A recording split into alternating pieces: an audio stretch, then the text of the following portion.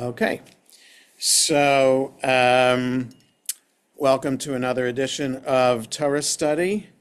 The Torah portion this week is Tavo, and if you have the Eitz Chaim at home, we're on the portion begins on page 1140.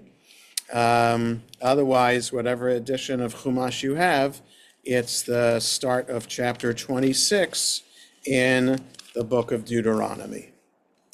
So, as always, the blessing for study, Baruch atah Adonai, Eloheinu melech haolam, shekidshanu b'mitzvotav v'tzivanu la'asok b'divrei Torah. So, now, again, the context for Deuteronomy is that, for the entire book, is that Moses is preaching this book to the people of Israel as they are about to enter the land of Israel. So they've wandered for 40 years in the desert under God's direction. They've been blessed with manna falling from heaven every day. They've experienced the miracle of the cloud of God's presence hovering above them, and Moses is giving them what essentially is a pep talk for the entire book to gear them up for entering the land and reminding them of the covenant with God and the laws that they are to follow to ensure that they create a holy society that would merit living in the holy land of Israel. So this week's portion begins and discusses elements of actually living in the land of Israel and what the people are supposed to do to express gratitude to God for the bounty that comes from the land. In other words, as people are farming the land, what they are supposed to do with the harvest. So we're not going to look at the beginning of the portion because we've done that in years past. But the portion begins with what to do with the first fruits, that you bring the first fruits of the harvest. That is not just fruit from trees, like apples and oranges, but also vegetables, wheat and barley, anything that grows from the land, the first fruits, the first produce is supposed to be set aside and taken to the Mishkan, the portable sanctuary, and later to the temple in Jerusalem. And as each and every Israelite who is bringing their fruits to the temple, as an offering, they recite a paragraph offering it up. And that paragraph happens to be what's in the Haggadah. So the long section of Midrash that's in the Haggadah, in the Magid section of the Haggadah, is based on verses 5, the second half of verse 5, through verse 9. And those lines, my ancestor was a wandering Aramean, went down to Egypt, was there, became great in number, were oppressed and in harsh slavery. We cried out to God. God answered us and saved us, redeemed us, brought us out of Egypt with a mighty hand, outstretched arm, and signs and wonders, and brought us to this place. So skipping the 40 years of what happened in the desert, but ending with verse 8, verse 9, bringing us to this land flowing with milk and honey. Okay, so now what I want to pick up on is on page 1142, beginning with verse 12. So I want to look at this. So the beginning of the portion was about the first fruits, what to say when you bring your basket of first fruits. And verse 12, Ki techale la'aser et kol ma'asar tevuatecha bashana hashlishit shnat ha'ma'aser V'natata lalevi, lager, layatom, v'la'almana, v'achlu visharecha v'saveyu. When you have completed tithing the tithe of your produce in the third year, the year of tithing. So we're supposed to understand from this and remember from elsewhere in the Torah that the agricultural cycle is a 7-year cycle. So the years are divided into these 7-year segments, and the seventh year, every seventh year is a sabbatical year, where the farmers are not supposed to work the land, let the land lie fallow. People have Sabbath every seventh day. Land has Sabbath every seventh year. And then you pick up again. The 8th year would begin the first year of the next 7-year cycle, right? And then you do that 7 times. You get to the 49th year. That's a sabbatical year. The 50th year then becomes a jubilee year. And then you start the process over again, 1 through 7, etc. Okay? Certain years of the 7 years become tithing years. No, every year you're supposed to tithe your produce. Some of those years you give an extra tithe. So you actually take 20% of your produce, a tithe, 1/10 of it the usual way. An extra 10th is for the Levite. So that you give it to, as I'm continuing with the translation of verse 12, you give it, that is that tithe, to the Levi, to the resident alien, to the orphan, and to the widow. So it is a Levite, poor, and disadvantaged person tithe. Okay, so earlier in Deuteronomy, in chapter 14, we were reminded of this. So if we just,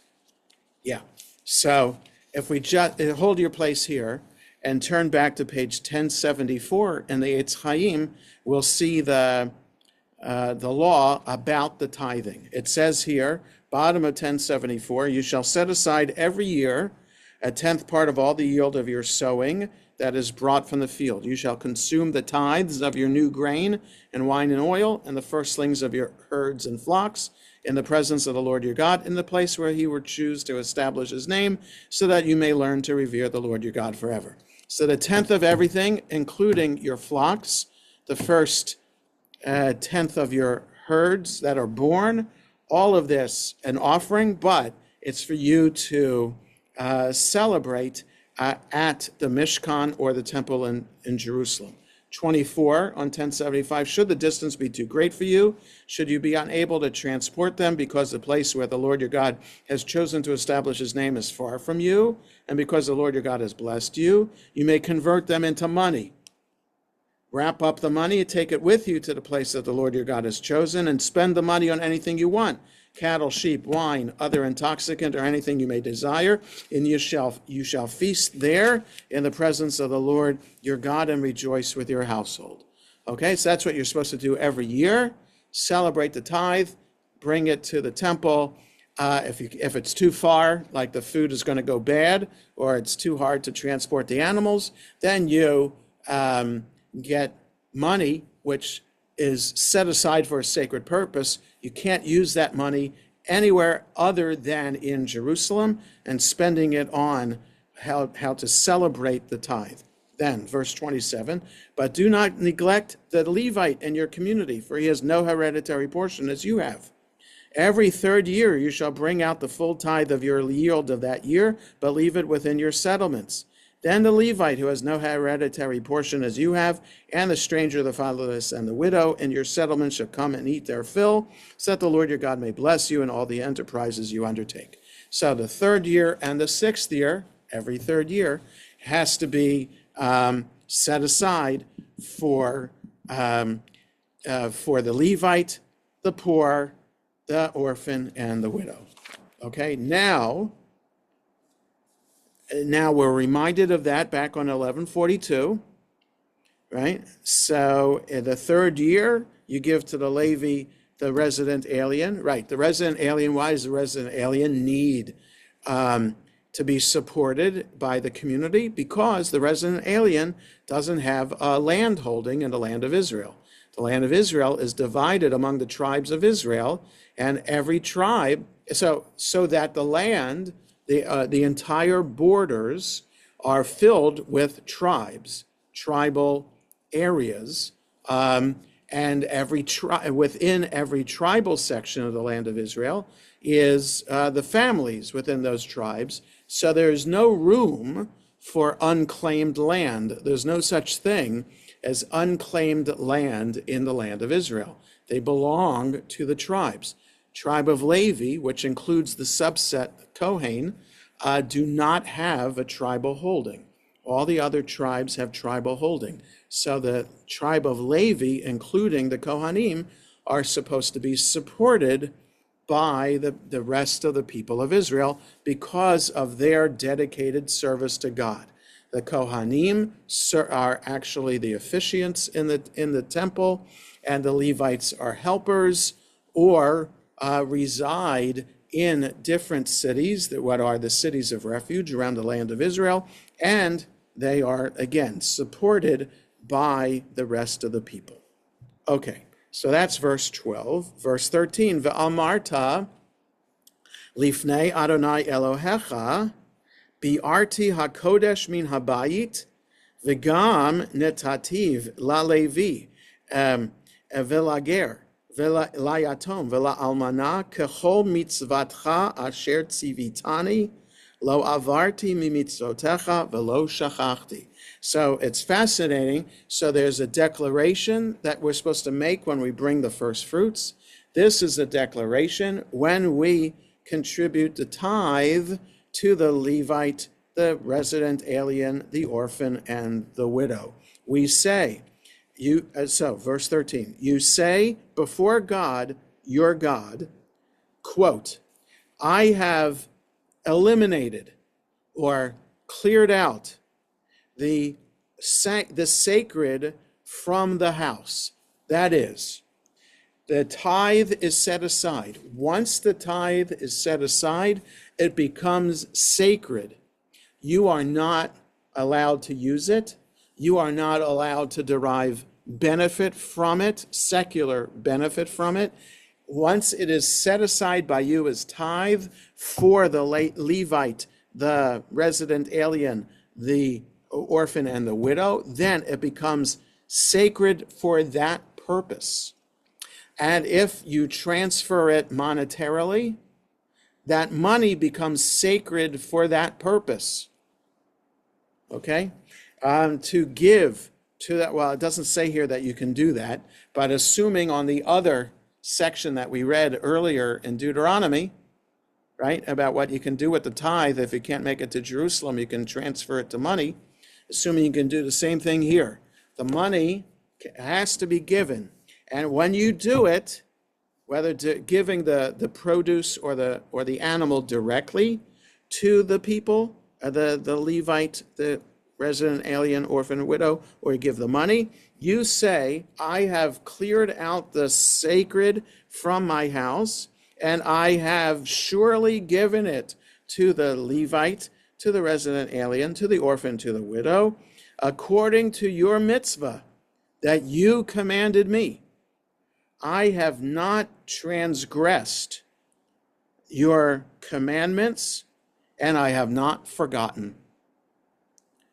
And then you go on, so that this is what you say so far, verse 14. You continue to say, Lo achalti ve'oni mimenu, velo viarti mimenu bitame, velo natati mimenu lemet.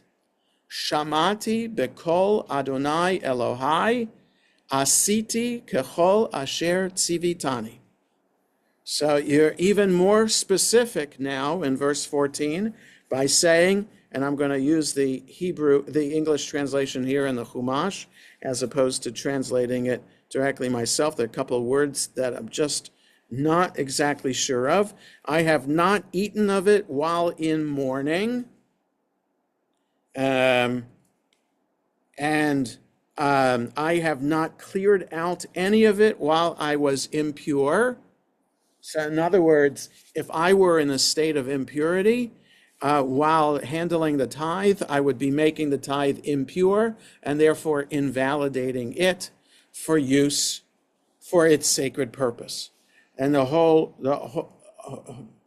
to understand all the laws of ritual impurity, we have to look to the most of the book of Leviticus, and all these laws of ritual purity, almost all of them do not apply today, because the only way to become impure, to become purified, is with the temple, by bringing, but not just going to the mikveh, but also bringing an offering to the temple. So since we can't completely become purified, all the laws, except for within very traditional circles within the Jewish community, the only law of ritual purity that still stands today is married women once a month of childbearing age who have to go to the mikveh once a month. So family purity in that way within traditional circles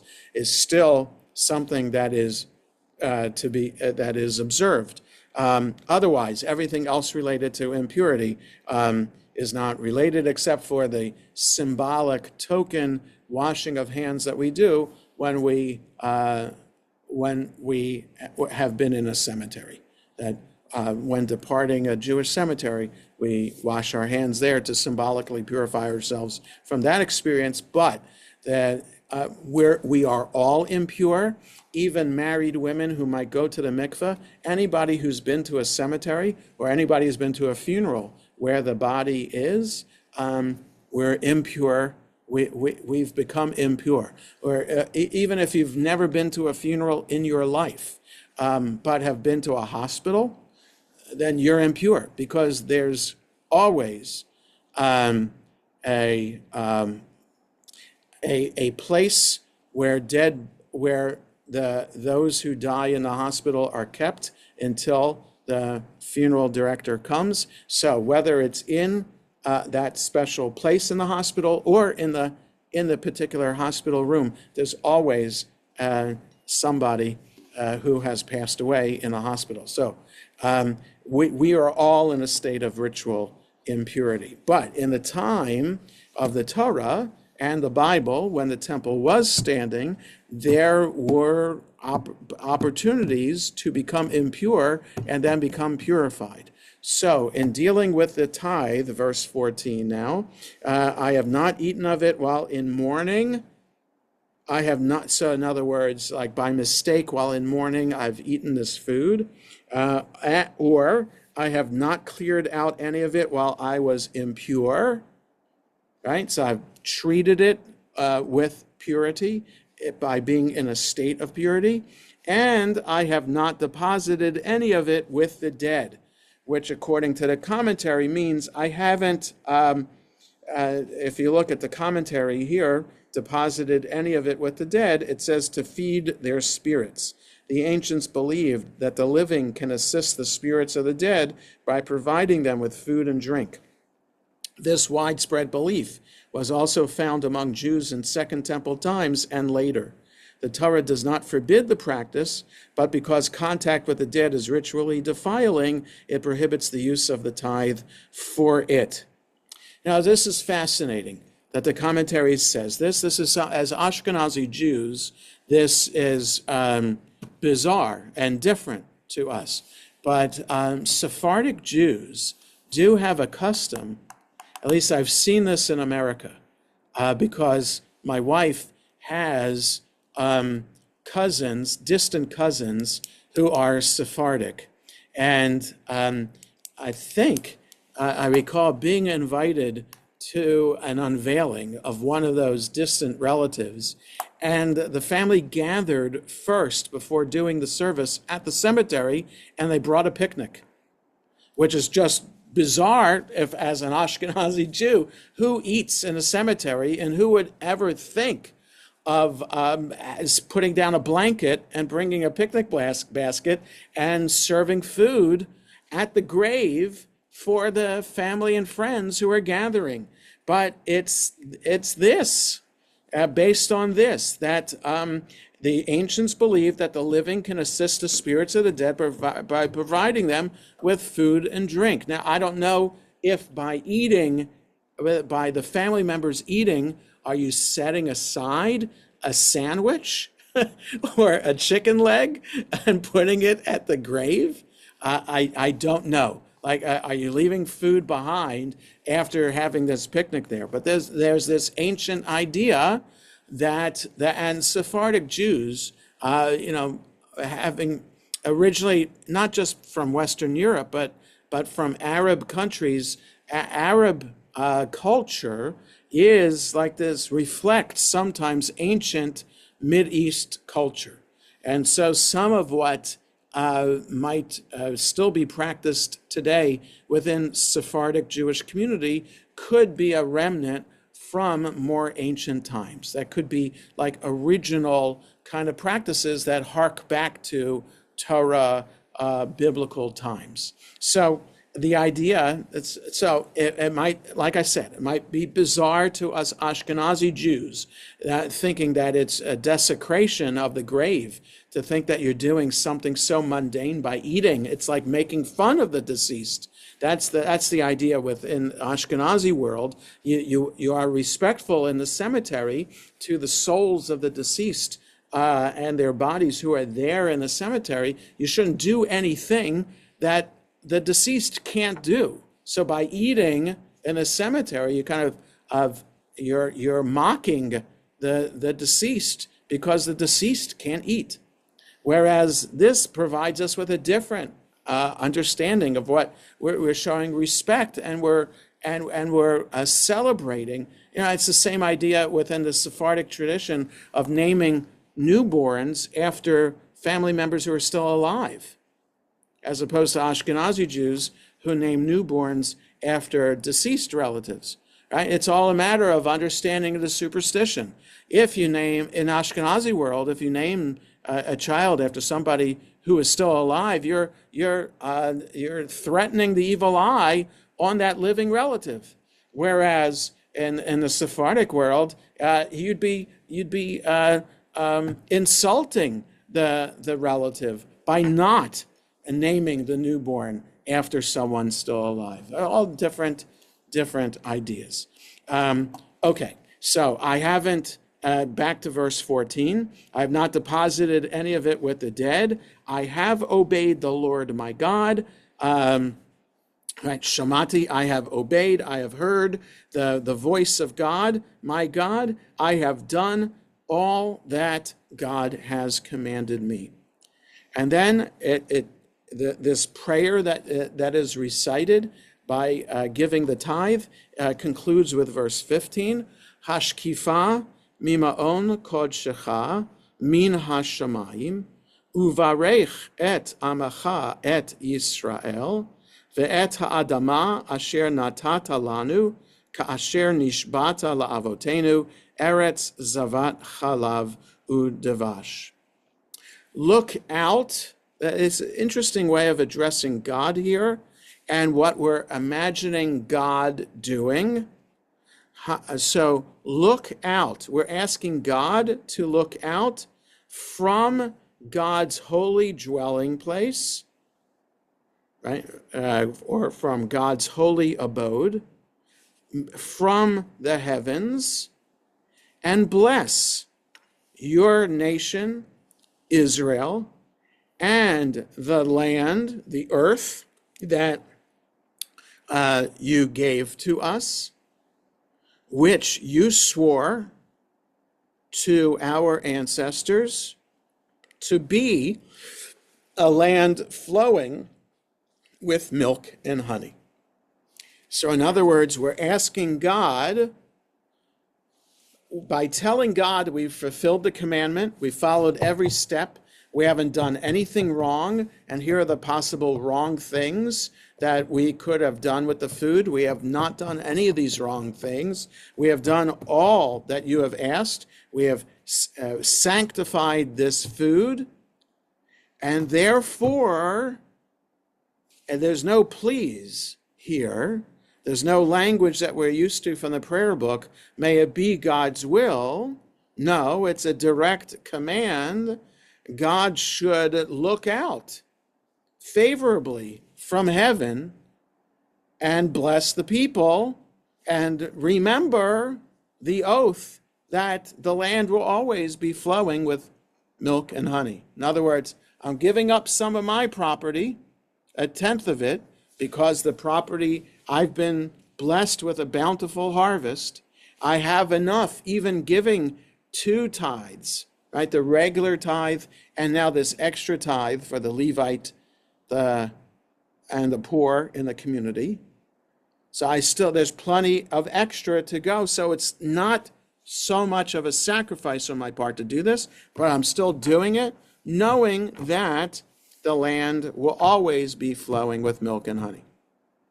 Okay?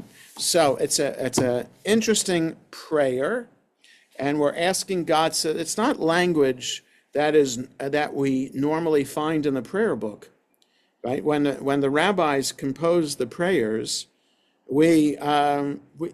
there could be religious poems that are added to the prayer book or to the machzor that could use this hashkifa, but prayers that are written by the rabbis over the centuries don't begin with this word. They usually begin with something a little bit more formal and like, may it be God's will, or may it please God, or something like that. So the development of prayer could be a topic for another semester course about how prayers are written in the Torah through the prayer book today. But here, because, I imagine Moses' prayer on Miriam's behalf, when Miriam was punished for gossiping about Moses' wife within the community. Miriam was stricken with leprosy or some kind of skin rash, and Moses prays to God on her behalf to cure the skin rash. And Moses says to God, El na refa na la. So, please God, heal her, please. Okay, so it's 5 words in Hebrew. 2 of the 5 words are please. Na is an ancient word for please. In modern Hebrew, we would say bavakasha, but in more formal Torah Hebrew, it's just the 2 letters nun aleph na. So here it doesn't say hashkifa na mima'on kodshecha. It just says hashkifa. Okay, so look out. So just pointing that out. There's no commentary below the line on any of this. There's just a little bit below the line on verse 13, but nothing as so significant here. But I just wanted to spend a little bit of time on this prayer that's said. So the prayer for bringing the first fruits, even though we don't bring first fruits anymore, since the temple was destroyed. It's interesting, secular kibbutzim on the holiday of Shavuot, because that's when you would bring the first fruits, is around the holiday of Shavuot, because Shavuot is also called Chag HaBikurim, the holiday of the first fruits. So that they would bring it when they came to the temple to observe that pilgrimage holiday of Shavuot, recite that paragraph that begins the portion, this week's portion. But since the temple was destroyed, it hasn't been done. But secular kibbutzim in Israel, on the holiday of Shavuot, wouldn't recite the prayers in the service because they're secular, but they would have like an agricultural music festival to kind of celebrate the first harvest. And they might recite these lines, but they might focus more on being grateful for the bounty of the land. So kibbutzim, especially those who are among those that founded the land of Israel and helped establish the state of Israel, focus on this. And there are Israelis who are members of our community and others who are volunteered on kibbutzim over the years who report back about experiencing that Bikurim, the first fruit festival on the kibbutz. Okay, so that's this section that I wanted to look at. I also, the Tavo is also known for a very long aliyah, which is the sixth aliyah, which not just focuses on what blessings we could expect to experience if we follow in God's ways, but more so what punishments we should expect to experience if we intentionally do not follow in God's ways. Okay, so that section of punishments, the warning about punishments, is known as the tochecha, or admonition. We have one in the book of Leviticus, and we have one here in the book of Deuteronomy. So I don't want to look at all the punishments, but I do want to look at the blessings. So in the time that we have left, let's turn to chapter 28, which is on page 1148, beginning on the bottom of the page. And we have 14 verses that talk about the blessings, and then beginning with verse 15 all the way through 68, 15 to 68 are all the punishments. Okay, so you see that's a lot more punishments than there are blessings. So let's just look at the blessings, see how far we can get. Okay, so 1148, the start of chapter 28. V'haya im shamoa tishma b'kol Adonai Elohecha, lishmor la'asot et kol mitzvotav, asher anochi mitzavacha hayom, unetancha Adonai Elohecha elyon al kol goyei haaretz. So if, v'haya really means if you surely obey, or listen to the voice of God your God, to observe and do all of his commandments that I command you today, then, the u here usually means and, but it can mean then. So it's like an if-then condition. If you do this, blah, blah, blah, which I just said, then, netancha Adonai Elohecha elyon. God will make you supreme, or put you above all the nations of the earth. Follow in God's ways, commit to the covenant, then you will be supreme over all nations of the earth. And what else will happen? Verse 2, uva'u alecha kol habrachot ha'ele vehisigucha ki tishma b'kol Adonai Elohecha. All of these blessings will come upon you and will overtake you. Now it says here, will take effect. In modern Hebrew, lahasig is to achieve. So or to reach a goal. So I'm translating literally. These blessings will come upon you and will catch up to you if you listen to the voice of God, your God. Okay? So you can't avoid but in a positive way. You can't avoid all these blessings. You can't help it. You're going to be showered with blessings. So what are these blessings? Verse 3. Baruch atah ba'ir uvaruch atah basadeh. You will be blessed in the city and you will be blessed in the field. Meaning everywhere you go, you'll be blessed.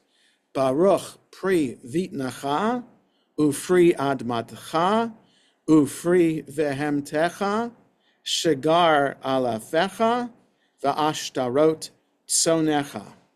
So the fruit of your womb will be blessed. The fruit of your earth, your land, will be blessed. The fruit of your animals will be blessed. It says your cattle. So I would assume that applies to cows, donkeys, sheep, goats. So that's all under the category of behemah, cattle. So that's why I said your animals. Then the calving of your herd and the lambing of your flock. So all of everything you own and you work and your own body will be fruitful. Okay, so you'll be blessed with children, and your land will be blessed with bountiful harvests, and the animals you own will be blessed with many offspring. 5, Baruch Tanacha Umish Artecha. So, blessed be your basket and your kneading bowl. So your basket is filled with the fruit and produce that you're gathering in, and your kneading bowl is filled with the dough that you're making from the wheat and the barley that you've grown. And they're going to be overflowing. 6, Baruch atah bevoecha, uvaruch atah betzetecha. You will be blessed wherever you go, you'll be blessed wherever you come in and wherever you go. So it's kind of awkward in the English translation. You'll be blessed in your comings and your goings. In other words, wherever you go, you're going to be blessed. Same as verse 3, you'll be blessed in the city, you'll be blessed in the field. So that means wherever you live, you're going to be blessed. And verse 6, wherever you go, you're going to be blessed. Right? You'll just have this aura about you that, like, it's kind of like Midas. Whatever he touches turns to gold. You're going to be like, if you follow in God's ways, whatever you do, everything is going to be filled with blessing.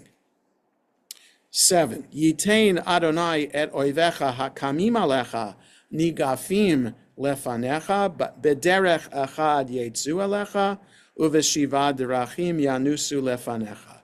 So God will make your enemies who rise up against you run away, or they'll be routed before you. So in other words, if an enemy attacks you, don't worry, they'll be routed from before you. They will maybe approach you in one way, but they'll retreat in 7 ways. That they'll be running scattered in all directions. 8, Yetzav Adonai itcha et habracha ba'asamecha uvechol mishlach yadecha uverachecha ba'aretz asher Adonai Elohecha noten lach. The Lord will ordain blessings for you on your barns and on all your undertakings. So in other words, not just where you live, but where you work. Everywhere you work will be blessed. God will bless you on the land that God, your God, has given you. So within the land of Israel, everywhere you go, whatever you do, whatever you own, the animals that you have, your own bodies, everything will be fruitful and everything will be blessed. And if anybody dares attack you, don't worry, they'll be routed and they'll flee in multiple directions. 9, Yekimacha Adonai lo la'am kadosh, Ka'asher nishba lach, ki tishmor et mitzvot Adonai Elohecha, v'halachta bidrachav.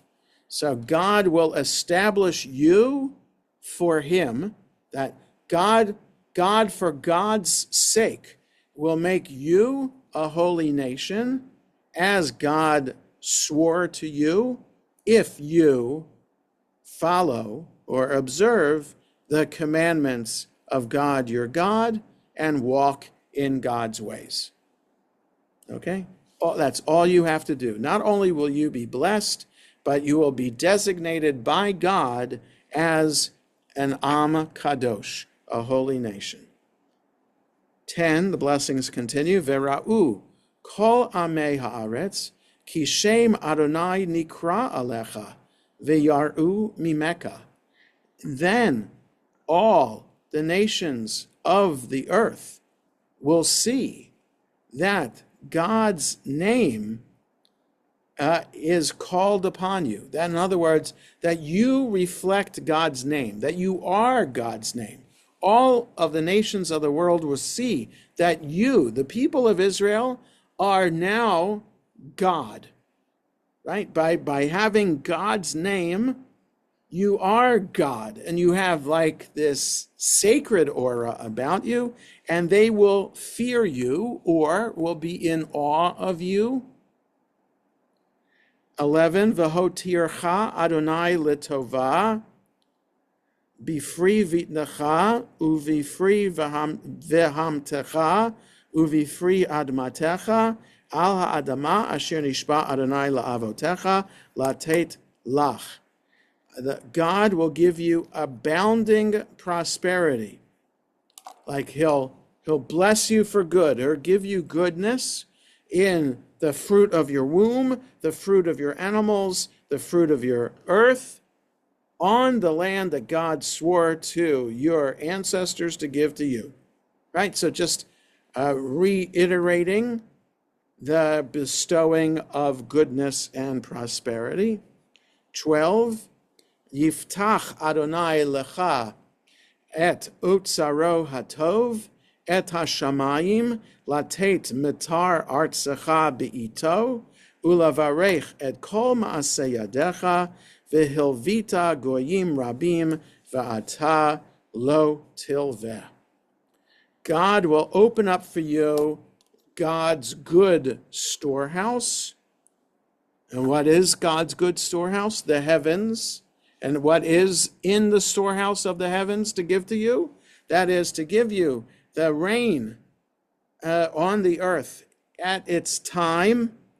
Like God will open up the storehouse of heaven. That is, God will make it rain at the right time. Like if it rains at the wrong time, or too much, or too little, then it's not good rain. But God will make it rain good and give you good rain to come at the right time, so that it'll be perfect to make the crops as bountiful as possible. And so that's opening the good storehouse. And God will bless all the works of your hands. And God will, you will be able to loan to many nations, and you will not borrow. Right? So that's how much prosperity you'll have. You'll have extra to be able to loan to or give credit to other nations, but you will never have to borrow. You will never be in debt. 13. Unetancha Adonai lerosh velo lezanav, v'hayita rak lamala velo tihiyeh lamata, ki tishma el mitzvot Adonai Elohecha, asher anochi mitzavecha hayom lishmor v'la'asot. And God will make you a head and not a tail. And you will be above, you will not be below. If you observe, if you listen to the commandments of God your God, that I am commanding you today to do, to observe and to do. Now this phrase, to be a rosh and not a zanav, to be a head and not a tail, is a reminder of the symbolic foods that we have on the table for Rosh Hashanah. So there's a whole variety of food. So we are familiar with apples and honey for a sweet new year. Some people also put out pomegranate seeds put out pomegranates on the table because the rabbi said, there are so many seeds inside a pomegranate that there must be 613 seeds inside to represent all the commandments of Judaism, or they represent just unlimited bounty. So you have pomegranates on the table, and then other symbolic foods too, like a fish head. And you have a fish head on the table. So the idea of gefilte fish, well, okay, so that's a little more PC kind of version of the food, right? That most people don't like to see fish heads on the table. But the fish heads on the table is this idea that that we're asking God for blessings for the new year, right? So not just dipping apples in honey for a sweet new year, but that specifically, well, this year ahead should be such a good year that we'll be like in charge. We won't be in debt. We won't be following anybody. We'll be the ones leading the way. So that's the Rosh, to be the head and not the tail. So that's just symbolic of Rosh Hashanah and these blessings. So and Ki Tavo is always read at this time of year, a couple of weeks before Rosh Hashanah. That the themes of these portions that we've been reading also reflect the high holiday themes. And then verse 14, Velo tasur mikol hadavarim asher anochi metzaveh etchem hayom yamin usmol lalechet acharei Elohim acherim la'avdam. And don't stray from all these words that I am commanding you today, right or left, to go after other gods and to worship them. So that's the warning. Don't go after other gods and worship them. That's the transition to verse 15 and what follows. Because if you stray from right or left, right, if you don't go down the middle, but if you go right or left to be tempted by idolatry, then all these other punishments will follow. Okay, so the blessings. So this is what we hope for, right? So that's the theme of the high holidays, of course, reflect the idea that we as individuals are experiencing tragedy or crisis in our lives, right? Our lives have not been perfect. Nobody in the Jewish community today has a perfect life. So we've all experienced some kind of tragedy, crisis, moments that have not been blessed, moments of sadness. And so for the rabbis, the idea is why do we experience that? We must have done something wrong. That's the traditional approach. I don't buy that myself. I have different theology, and I've talked about that, and we'll talk about it again, but not right now. But for the rabbis, how to avoid, if we get those punishments, if we experience those tragedies, sadness in life, the idea is to repent of our actions and to pray that God, to promise God, I promise to follow the commandments, please bless me with good for the year ahead. So it's just an ancient way of reflecting the idea that we experience, life is chaos. The world around us is chaos. How do we avoid the chaos?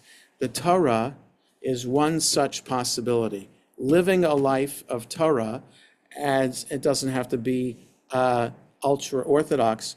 It could be any denomination of Judaism that interprets the Torah. You follow the Torah according to that way. That helps us have a semblance of control over the chaos. And sometimes the chaos will slip in. But for the most part, we can handle the chaos because the Torah gives us the tools, and we have a community of like-minded people who we can trust and we can provide support. So these are the blessings that we can feel even when the chaos slips into our lives. So we'll end with that, with those ideas from Ki Tavo for this week. We will meet next week. That's the 17th. The 24th is Rosh Hashanah. right? Wednesday, the second day of Rosh Hashanah. So we will not meet on Rosh Hashanah. And then the following Wednesday is Kol Nidre. It's a question right now if we'll meet then, October 31st. And then the following 2 weeks are Sukkot and then Simchat Torah, so we won't week. So we're going to be off and on the next few weeks because of the holidays. So we're on next week, and I hope everybody has a good rest of the day. Take care, everybody. Please. Okay, I did. Right. Happy New Year, everybody.